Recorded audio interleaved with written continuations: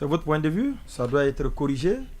Oui, ou tout au moins, comment vous voyez la situation? Non, je pense que l'explication qu'a donnée Thierno Amadou peut être une explication parce que en réalité, ce n'est pas la première fois. Vous vous rappelez aussi, je pense que c'est par rapport à l'université de Cancan où on avait nommé quelqu'un qui, entre-temps, visiblement était décédé. Peut-être que de ce côté-là aussi, c'est peut-être quelqu'un qui avait été prévu initialement, mais qui, entre la décision de le nommer et la signature du décret, peut-être que entre la publication, voilà. Mais je dis que même si c'était le cas, ça ne peut pas constituer une excuse.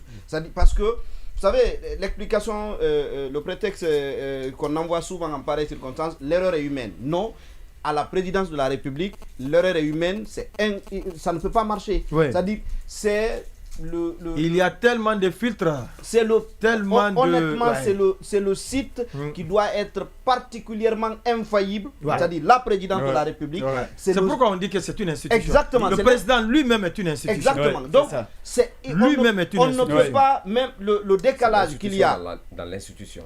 Le décalage entre la décision et la signature du décret ne peut pas expliquer ce qui se passe là dans un décret du président de la transition. C'est simplement de la légèreté et qui est impardonnable. Aucune excuse possible. D'autant qu'il y a eu un passé qui a été commenté. Il y a un précédent qui aurait dû alerter les gens. Avant de soumettre une telle décision, les gens, il y a tellement du monde qui travaille à la présidence dont le rôle, justement, entre autres, doit être d'actualiser. Alors, que fait le secrétariat général de la présidence? De s'assurer que les actes qui sont pris aujourd'hui... Le général Amara Kamara, qu'est-ce qu'il fait? Lui et son cabinet, son entourage... ça devient de trop. Seuls eux peuvent répondre à cette question parce que si on se retrouve avec ce type de bévue dans les actes du président de la transition lui-même, dans les actes d'une grande solennité. Honnêtement, l'acte du pouvoir central, le pouvoir décrétal. Et ça, il faut que les gens l'intègrent. Vous savez, l'excuse souvent qu'on donne, c'est écoute... Soit c'est des militaires, soit c'est des militaires, ou soit ils sont jeunes, ils sont inexpérimentés à ce niveau. Non, ça ne marche pas. Une fois que vous vous êtes investi de la mission de commander le pays, vous devez en avoir tous les attributs. Il n'y a aucune excuse possible. Surtout que vous bénéficiez de tous les privilèges, de tous les avantages liés à l'exercice de votre fonction. Véhicule de commandement, privilèges, ainsi de suite. Vous devez être capable d'exercer convenablement, surtout quand c'est les actes du pouvoir central. Et moi, j'interpelle le président de la transition. C'est à lui de faire en sorte. Il y a eu une première fois, il y a eu une deuxième fois. Les membres du gouvernement ont été évalués.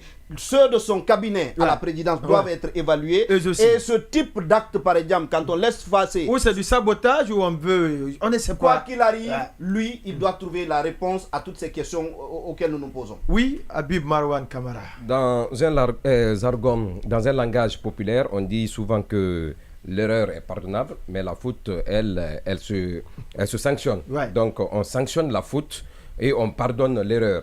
Mais avec la récurrence de ce genre d'erreur, on parle plutôt désormais de faute. Et je pense que dans ce genre de situation, la main du colonel ne doit pas trembler pour sanctionner ces gens qui ont fait preuve d'incompétence. Ça, c'est la première observation. Ce que je voudrais dire, vous savez, comme l'a rappelé tout à l'heure, ou l'ont rappelé tout à l'heure ceux qui ont pris la parole avant moi, il a été toujours dit que le cas le plus commenté dans l'actualité ou au sein de la presse, c'était la situation au ministère des Postes et Télécommunications avec l'acte qui a été pris le 22 janvier 2022, donc avec Ousmane Gawal, 2023, où on avait 3 noms et finalement on s'est retrouvé avec 2 noms. Donc ça c'était devenu récurrent. Et puis on a vu avec la nomination aussi d'un cadavre sous Mamadi Doumbouya. Mais on dit souvent que, vous savez, la refondation ne rime pas avec tout ça. Parce que, comme on le dit, vous savez, il faut faire parfois avec de la métaphore pour se faire comprendre. On ne peut pas imputer cette responsabilité au colonel Mamadi Doumbouya, mais cette responsabilité est la preuve d'une certaine légèreté, d'un manque de concentration, surtout, et aussi, c'est la preuve de l'incompétence au niveau de la présidence de la République. Celui qui peut être en premier ou la personne à qui on peut imputer cette responsabilité n'est autre que le ministre secrétaire général de la présidence de la République, le colonel Amara. Mais ça ne me surprend pas. Vous savez, lorsque l'entourage du colonel se focalise beaucoup plus sur le gain, se focalise beaucoup plus sur le gain facile et rapide, sur l'argent facile et rapide, on peut laisser, on s'en fout, on ne considérera plus les actes de la République. Et aujourd'hui, le pays fait face à un danger. Ce danger, c'est quoi? C'est la banalité des actes, parce que le colonel est obligé aujourd'hui de rapporter ce décret et de corriger ce qu'il y a eu comme imperfection. C'est dommage parce qu'on apprend que tout ça est arrivé à un contexte ou dans un contexte où le colonel veut vraiment frapper, veut vraiment sanctionner.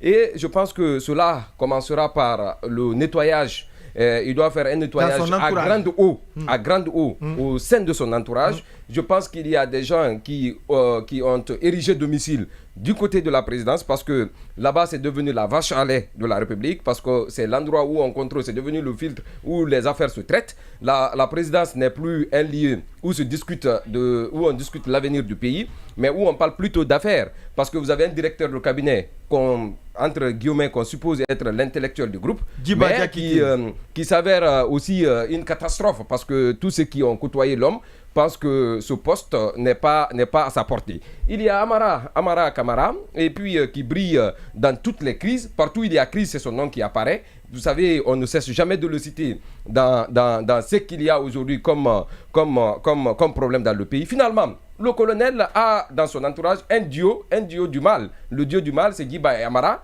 qui créent des problèmes au pays et qui créent des problèmes au colonel. Et aujourd'hui, je pense que le rôle premier de tout conseiller ou de tout proche du colonel Mamadi Doumbouya, c'est de travailler à ce qu'il y ait moins de crise. Tout bon conseiller, c'est de travailler pour polir non seulement l'image du président, mais aussi contribuer à apaiser la situation. Mais lorsque vous faites entourer par des gens qui cherchent les mines, parce que Giba est devenu un expert minier, quelqu'un qui était dans les technologies et autres, ou qui, je ne sais pas, qui gérait un cyber du côté de la France, est devenu subitement un expert dans les mines. Je vois des superlatifs qu'on lui accorde.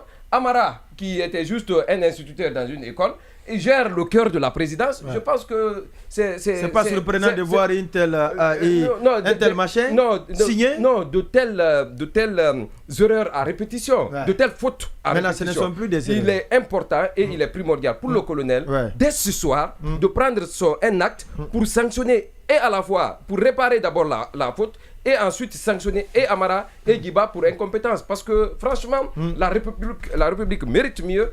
Et aujourd'hui, les actes du président ne doivent pas être banalisés, parce que le président n'a pas le temps de lire tout ça et n'a pas certainement, un mémoire d'éléphant pour se rappeler de tout ce qu'il y a dans le pays. Il est le signataire des actes officiels, mais ce qui est sûr, il ne peut pas se remémorer de tout ce qui a été nommé ou de tous les actes qu'il a pris. L'équipe qui l'entoure doit travailler dans ce sens pour ne pas qu'il y ait beaucoup de crises, mais je plains encore l'entourage du colonel. C'est regrettable qu'on affaisse la République, qu'on affaisse la République et qu'on abaisse les actes du président. C'est dommage.